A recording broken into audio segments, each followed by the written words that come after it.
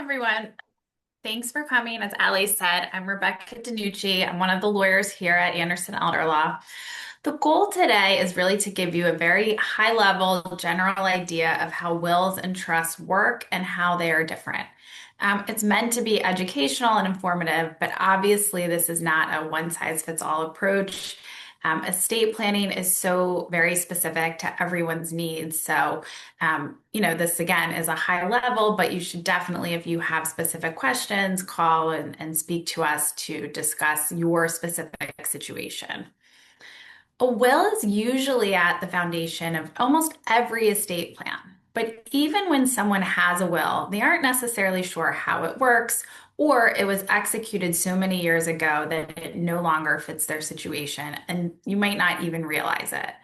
Today, we're going to first focus on understanding wills, how they work, what happens after someone passes away, and then I will talk a little bit about trusts and how trusts compare. Why talk about wills? So, wills are usually where estate planning begins. Everyone has heard of a will, has a will, they're familiar, it comes up in everyday conversation.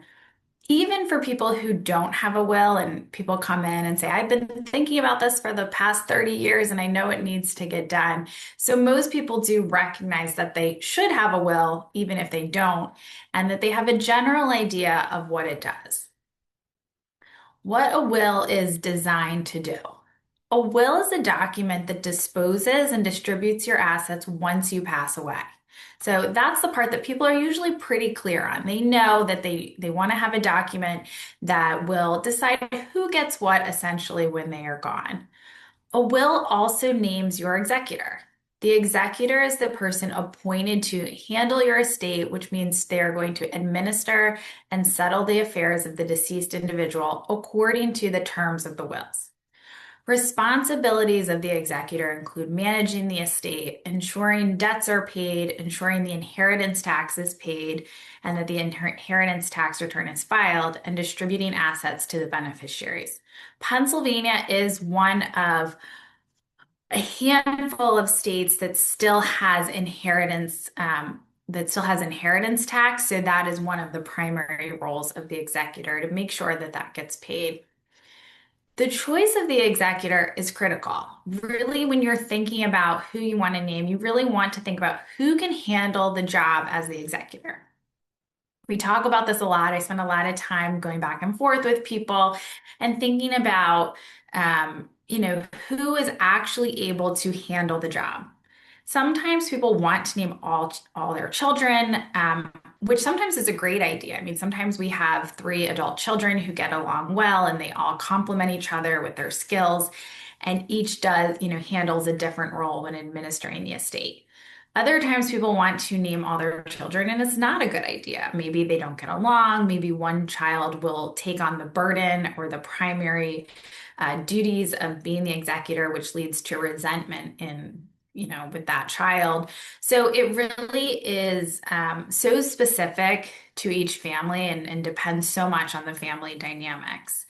I always try and remind people it's really best to choose who would be able to handle it the best, not choose someone just because you think their feelings would be hurt by not being chosen. It really isn't an honor, it's a responsibility. So just something to think about when you look at whether or not maybe if you have a document already, the person named as executor is actually appropriate. Another really important part of a will is that a will can name guardians of minor children. So I think it's really interesting. When I talk to couples with young children who don't have a will, they know they need a will, and the primary reason is because what's at the forefront of their minds is they know they need to choose a guardian. So if something happens to both of them, who would raise their children if they passed away? At the same time, that decision is often what also holds parents back, parents who have young children, because they are so paralyzed by choosing that person. However, I think that it's important to know and think about no matter who you choose, you're probably going to be happier with your choice instead of leaving it up to the court to make a decision of the guardians for your kids. So I really try and encourage young parents to make that decision. This is a fluid document. It can always be changed. Often when you choose someone, when your kids are little, you might have to update it when they're teenagers and that sort of thing. But it's better to have something in place than to not have anything. This is another situation where people often really worry about hurt feelings of family members, which I understand. I have two young children. It's a huge decision. At the same time, it is just so important to choose the right person or people to raise your children if you pass away. The people you don't choose don't even have to know they weren't chosen. Obviously, they would know if you passed away. It is important to talk to the people you want to name to ensure that they're comfortable with that, and that would be something they would be willing to do. But in terms of worrying about other people's feelings, again, ultimately you have to choose the guardians who would be the best fit for your children and for your family. The next slide says, when does a will take effect? A will is used after someone passes away. It has no utility during lifetime. When you sign your will, you do not have to file it anywhere. I get asked that a lot. People come for a signing appointment, they have their original documents, and they ask, does this need to be recorded anywhere, filed at the Register of Wills? And the answer is no. You hold on to the original document in a fireproof, waterproof box or bag is what we recommend until someone passes away, and then at that point, the original will gets probated if needed. We always recommend that you do not keep it in a safe deposit box. People do that a lot, but the problem is, obviously it's very difficult to get into a safe deposit box, and it can be difficult to access for your executor, especially if it's not a spouse. So we recommend keeping it in a fireproof box in your home, and then you can let your executor know, hey, I did my will, and this is where I keep it if you would ever need it. The executor, like I said, the executor does need the original will to probate. So it's important that you have the original. If something happens, you lose it, it gets destroyed, it is important to update it. I mean, there is some way to handle it if you have a copy, but it's really not ideal and it's not a guarantee. So if something happens to the original, you want to execute a new will. After someone passes away, if they have probate assets, a probate appointment is scheduled with the Register of Wills.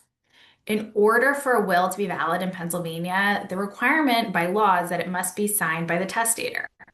But in order for a will to be self-proving, which is different, it needs to have been witnessed by two witnesses and notarized. If the will is not self-proving, so, everyone's heard of somebody writing a will on a piece of paper and signing it, then the Register of Wills requires it to be authenticated before admitting it to probate, which just adds multiple other steps. It's much more difficult for the family. Usually when people come in to get their documents done, I hear, the same thing over and over. And it's when people are saying, I just want it to be simple for my family. I want to make it easier on the beneficiaries, my spouse, my kids, whoever. The way to do that is by making sure that you have an updated document and that it is witnessed by two witnesses, notarized, and that way it's self-proving. So it really does simplify things if you make sure that all of those steps are taken. At the probate appointment, the clerk reviews the will, and at that time, the clerk appoints the executor. The executor takes the oath, and then once that is done, that's when you get the short certificates and you start the actual process of administering the estate. The next slide is actually, I'll pause here for just a second to see if anyone has any questions so far. No questions. All right, perfect. If you have any questions, you can just send them to Allie, and then I will stop briefly and see if I can answer anything. The next question is what people often, or the next slide, is what people often expect a will to do. Clients expect, or maybe it's just wishful thinking, that once the will is signed, everything will happen automatically after someone passes away without any effort by the family or by the executor. I mean, that would be nice. That's just not realistic. The process is actually structured. It requires a formal probate process to administer the will. So getting a will, having the will be executed, having it be self-proving, that's all step one. And then step two is after someone passes away, that's when, if there are probate assets, the will would be probated. And then it would really be step two in terms of following the will and making sure everything is distributed according to the provisions in the document. The next slide is how probate works. Um, And people, I think there's a lot of kind of horror stories out there. People say, I just want to avoid probate without really understanding what it is and what it entails. It's different in every state, but very generally speaking, probate is a legal process. Um, to ensure that the will is followed and other legal requirements are met, like filing the Pennsylvania inheritance tax return, which is due 9 months from the date of death, along with paying Pennsylvania inheritance tax if any is due. Now, I think it's important to be clear that if your assets are structured so that you avoid probate, that does not mean you're avoiding inheritance tax. People think that all the time. I'm on this bank account, or I'm on this, or I did this to avoid inheritance tax. That is just simply not true. So that's one example of, you don't need to just try and avoid probate at all costs. And I'll get into that in a minute about how there's a lot of unintended consequences to doing that. Um, So when someone tries to avoid probate, I always tell clients, you really don't want to let the tail wag the dog. Usually, when we have spouses, it does make sense to avoid probate. If all of the assets are joint and there's no reason to have assets in one spouse's name versus both names, yes, that is usually a common time where we say, yeah, let's ensure that one spouse doesn't have to go through probate at the death of the first spouse. Even in that situation, there are exceptions to that where we do want to go through probate, even with spouses. But generally speaking, when we're reviewing the assets, we're ensuring that if all of the accounts are joint and there's one asset that might pass by probate, or a small amount of stock that people kind of forgot about, we want to deal with that so that a spouse isn't left probating a will, unintentionally because they forgot that stock was in one person's name, something like that. But probate in Pennsylvania isn't particularly burdensome or expensive. So sometimes, to ensure that assets pass correctly pursuant to the will, probate is often necessary and truly not that big of a deal. It can be lengthy, but that's really because of the time it takes to file the inheritance tax return, and then once it is filed, to get approval of the inheritance tax return, which again, that has to be done whether or not you go through probate. You still have to file an inheritance tax return even in a non-probate estate. So, that alone is not a reason to avoid probate. Sometimes I have clients come in and they've arranged all their assets, they've titled things, they've moved things around, retitled accounts, retitled real estate. And when I ask, what was the intention behind this, it really was simply to avoid probate. The issue with that is it has many unintended consequences, such as treating beneficiaries unequally, or causing potentially a disabled beneficiary to lose government benefits. For example, I had a client come in, and she had 4 children, and she had, heard from a neighbor to definitely put one of her kids on the deed. So, it's always good to get legal advice from your neighbor, but, um, you know, without talking with the lawyer, but that's what she did. And she put a child on the deed. And I asked her, what was the intention? Because it was now held with rights of survivorship. So once she passed away, the property was going to go to one of her four children. And there are times where parents want to do something like that. In this situation, though, she said, I really wanted to avoid probate. And I said, well, the unintended consequence of this is that one child is going to inherit, and the other three are going to not inherit anything. And in this situation, that wasn't her intention. She was not intending to make a gift of the real estate. So that was one situation where we were able to undo it. The same thing happens with bank accounts. People add their kids to bank accounts in either an effort to avoid probate or just for convenience. And then when we're talking about it, I asked, was the intention for this bank account to pass to one child as a joint owner? Oftentimes, that wasn't the intention. So it's really just crucial to when you meet with a lawyer to discuss all of this, that all of the assets are reviewed, the titling, and there's careful consideration of the family situation because in order to make sure that things pass how you want them, it might require you to go through probate with a will that was carefully drafted to make sure, it conforms with the plan for your family. Next is introducing trusts. So, a trust is another estate planning tool.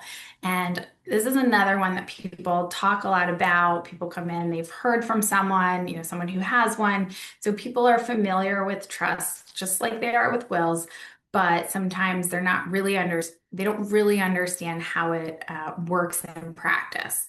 A trust can hold and manage assets and is similar to the will in that it is operated under written instructions in the trust document. So the instructions include how the assets are managed, when they're distributed, and who is responsible for carrying out those decisions. There are many different types of trust. Again, like I said at the beginning, it's not a one size fits all. There's revocable living trust, irrevocable trust, supplemental needs trust, and testamentary trust, which are set up under a will. So each one is so specific and so dependent on the circumstances. I think commonly people have heard about or come and ask questions a lot about irrevocable trust specifically and putting their house in a trust. I mean, that seems to be the most widespread thing. And for some people it makes complete sense and that works. And then for a lot of people, it doesn't really fit their other goals. Maybe they don't want to give up ownership to their house, or they want to be able to sell their house to go into maybe assisted living or independent living. So it's just one of those things that everybody's heard about, but it is really truly so specific to your situation and your needs. I so often have consultations with clients, and I know my colleagues have this a lot as well, that someone comes in and they're on their questionnaire, they say, I need a trust. I'm sure of it. And then when we really go through the ins and outs and how it would work, practically speaking, at the end, they're like, I actually don't need one. So that's something to always consult with a lawyer about because, um, it is just so different for every person. The next slide is the key differences between wills and trusts. Wills, again, are for after death. So, like I said before, there's no utility during life. Some trusts are for during life and some are for after death. It really depends on how it is set up. With a will, there is court involvement when it is probated. Typically, with a trust, there is not court involvement. That being said, things can go off the rails, things can happen. There could be some court involvement, but typically there is not. The probate process is a public record, but a trust keeps things private. This doesn't actually, at least in my practice, come up that frequently. I do have some situations where clients, are concerned about privacy. typically in a situation with maybe an estranged family member, and they want to keep things private.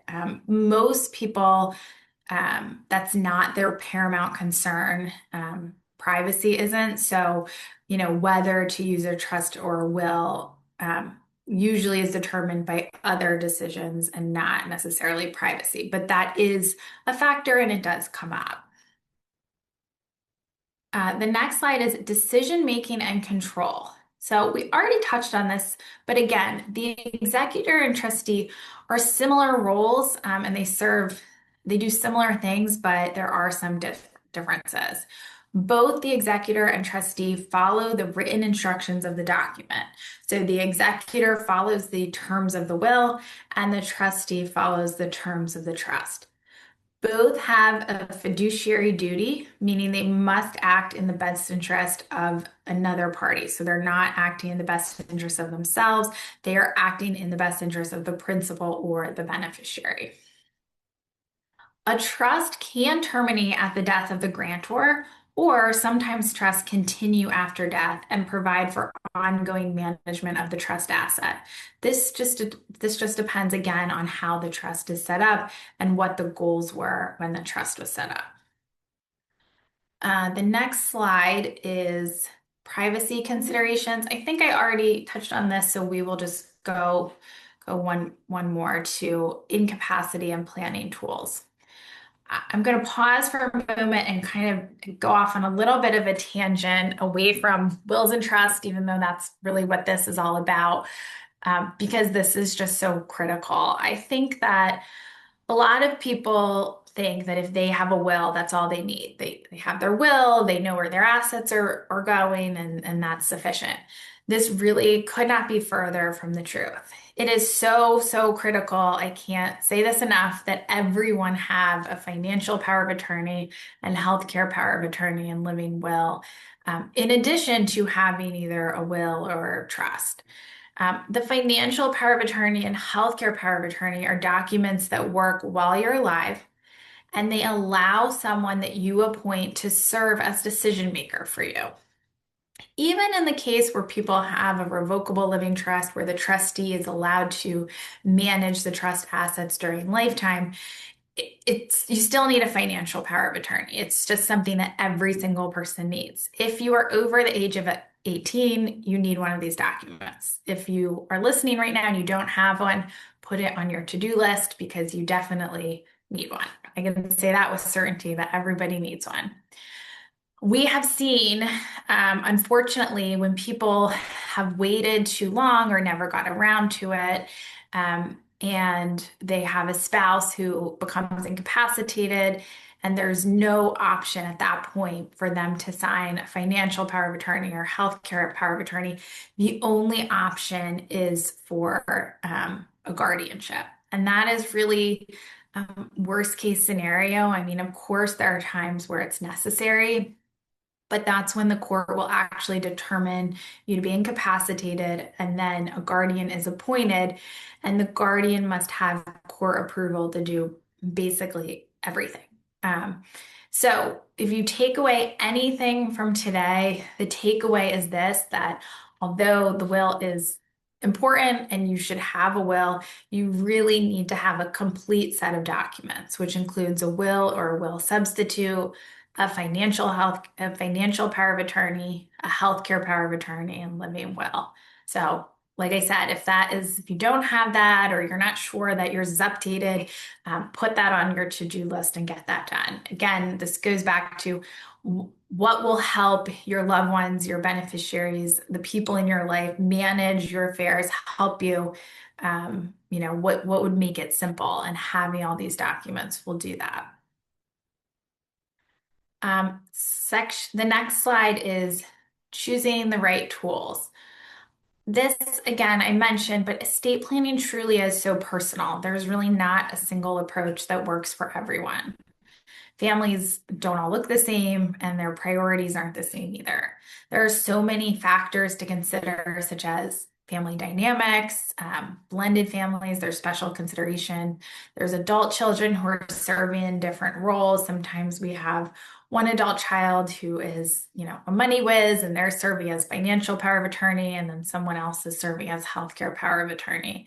And then there's also just loved ones who might need extra support. So again, whatever your cousin or friend or neighbor did, it probably isn't going to be the exact same for you. So you want to make sure that you talk to someone about your specific situation, and definitely don't use LegalZoom because it definitely um, won't fit you fit your needs in the way that if you have documents that are actually tailored to you and your situation. Your estate plan really needs to be something that works for you and aligns with your family and your ultimate goals and priorities. Next is reviewing an existing will. If you already have a will, that is great. You're on top of things. But the next question is, do you need a new one? Does this current document fit your goals and where your life is today? I just met with someone maybe 2 days ago that had a will. It wasn't that old. And, she was just kind of touching base to make sure that, her documents aligned with her wishes. She hadn't given it much thought. But as we were going through it, she realized that none of the beneficiaries who were listed in her document are who she would want to inherit. So, really is critical that you look at the documents and make sure that it still reflects your wishes. Not only do you need to review the choice of beneficiaries, but the choice of fiduciaries as well. So you want to take a look at who did you name as executor, who is your financial power of attorney, healthcare power of attorney. You really should be checking on that to make sure that those choices still make sense at where you are in your life. We always recommend that you review your will at a minimum of every few years, but also every time you have a major life change, such as a death, a birth, a diagnosis in the family, anything like that. Um, Sometimes I do. I mean, we have clients who will have a change, a family change, and they set up an appointment to review the documents, and we review, and there are no changes needed.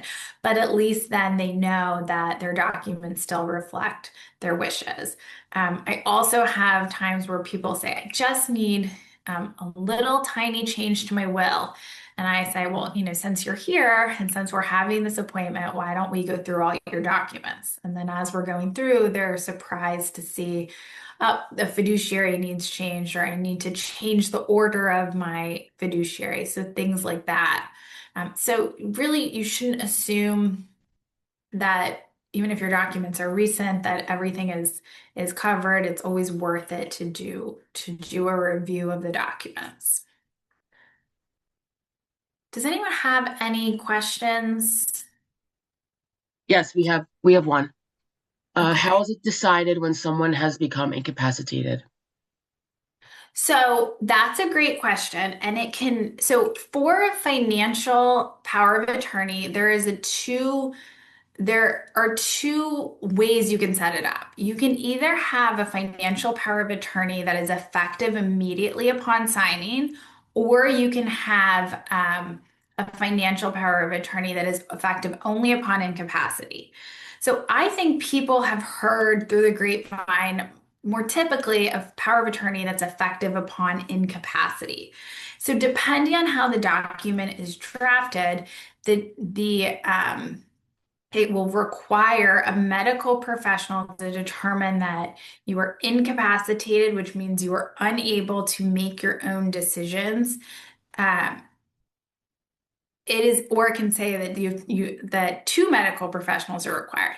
I really can't stress enough how difficult it is to get a doctor who is willing to sign off and say someone's incapacitated.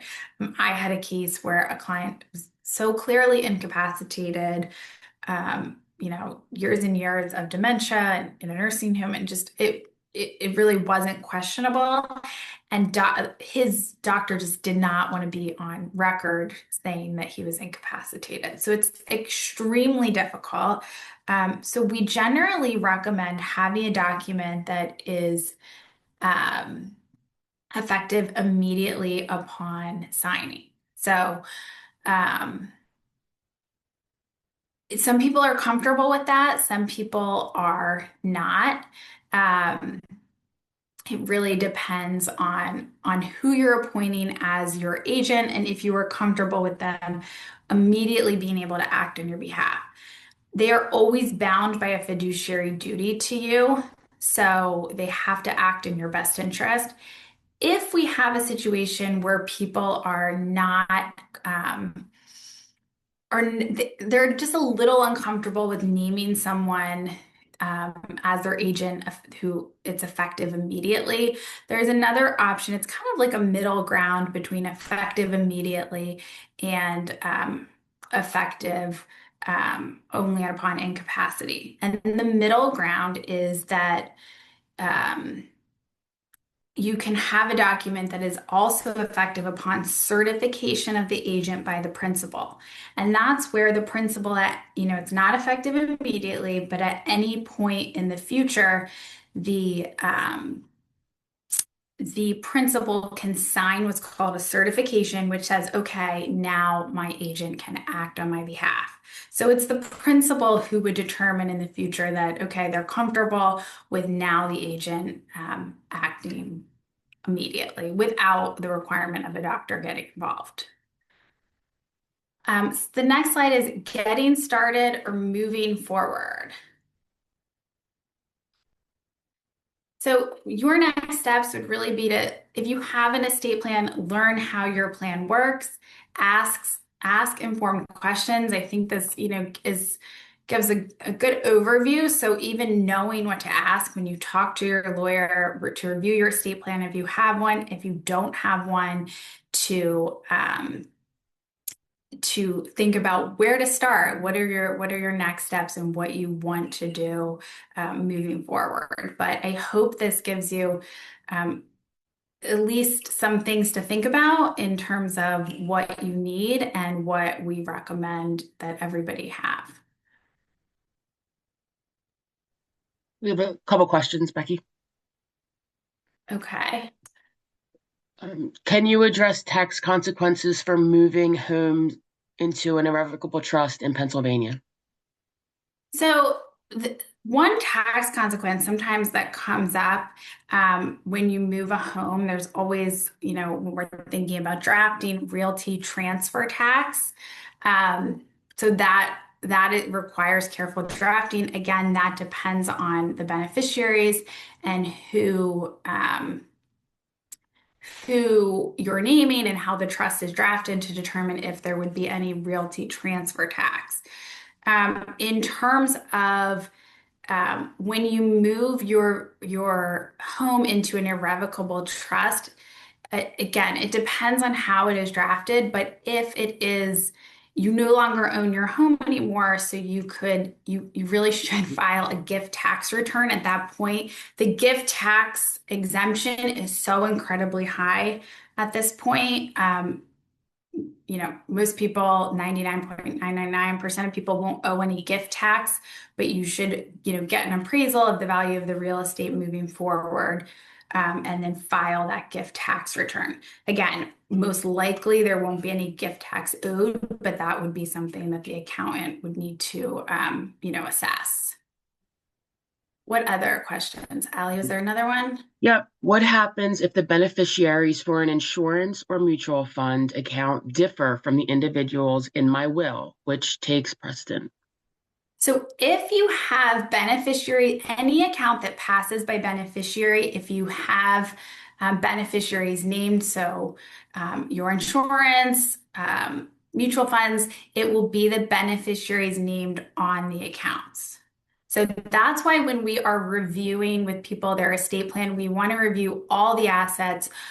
We want to review all of the beneficiary designations. It also comes up frequently when someone sets up a trust for usually a child under the will. It could be an adult child, and then their beneficiary designation just has the child's name. Well, the problem with that is what happens is then the child will get that inheritance outright. And usually, if you've gone through the trouble of setting up a trust under your will, you want the trust to be funded. So we would update the beneficiary designation so that the share from assets controlled by beneficiary designations go into the trust set up under the will.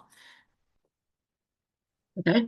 Next question. When does the power of attorney end if the power of attorney is not the executor? That's a great question. The power of attorney ends upon death. So when the principal passes away, the power of attorney is terminated. That comes up all the time. I have adult children probably every single week say, "Well, don't worry, I'll be able to pay for the funeral because I am the power of attorney." I'm like, "No, no, no. You no longer can act as power of attorney once someone has passed away." Okay. And we have the last question. Do you have any suggestions for those with disabilities that may be on Medicaid, waivers, or similar types of programs and estate recovery concerns? I was just reading the question as well. Yeah. Yeah, so I'm not sure if I'm answering this um, exactly, but yes, when someone is on Medicaid, there are always considerations. You still do need estate planning documents. We look at your assets to determine, whether it's appropriate to have a joint account, because estate of recovery is a question. What to do with your real estate? That is so specific to each situation, but absolutely, we do that all the time, looking at assets when people are going on Medicaid, how to preserve assets. There's a few different Medicaid planning techniques that we use, but yes, absolutely, that's something that we handle every day. You mentioned putting things in trust doesn't bypass inheritance tax. Can you explain that further or describe what trust assets would generate inheritance tax? So I think what I said, and I apologize if I wasn't clear.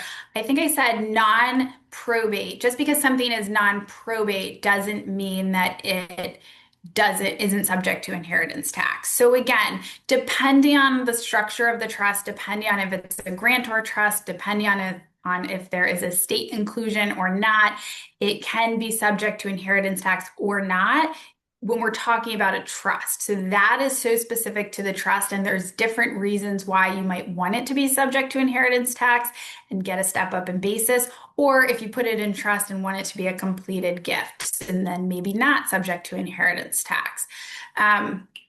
In terms of probate assets and non-probate assets, for example, when people are putting their kids' names on bank accounts or putting their kids' names on real estate, trying to get out of probate, it still can be subject to inheritance tax, even if it's just half of the account. It depends on when the account was made joint.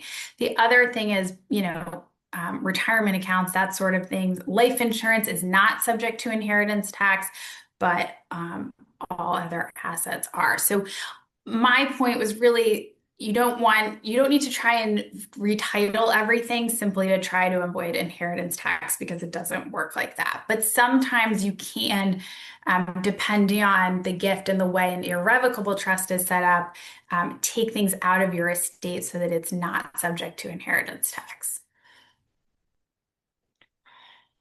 Okay, next question. Many people have a home, retirement accounts, bank accounts, brokerage accounts. Does the monetary mix of each affect if you should get a trust? That's a great question. That alone, you're right. Most or a lot of people do have a variety of different types of assets, and that alone actually doesn't usually affect whether or not you should get a trust.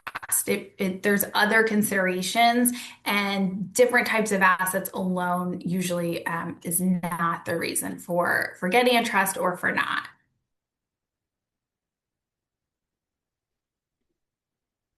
Any other questions? I think that's all we have for now. All right. Well, thank you so much for attending. If you have, anything further, please feel free to reach out. We would love to meet you and help you with your estate planning, or I know we touched a little bit on Medicaid planning. We do that as well, special needs planning. Please feel free to reach out to us. Thank you, Becky. Thank you. Um, Have a good rest of your day. yeah, so if anybody does have any questions, they can always email info@andersonelderlaw.com and we'll get back to you fairly quickly. And thank you to everyone who joined today. We also want to invite you to our next webinar that we're going to have on February 26th. We'll also be sending out a registration link next week. So just keep an eye out in your email. Thanks again, everyone, and we hope you have a wonderful day. Thank you. Bye.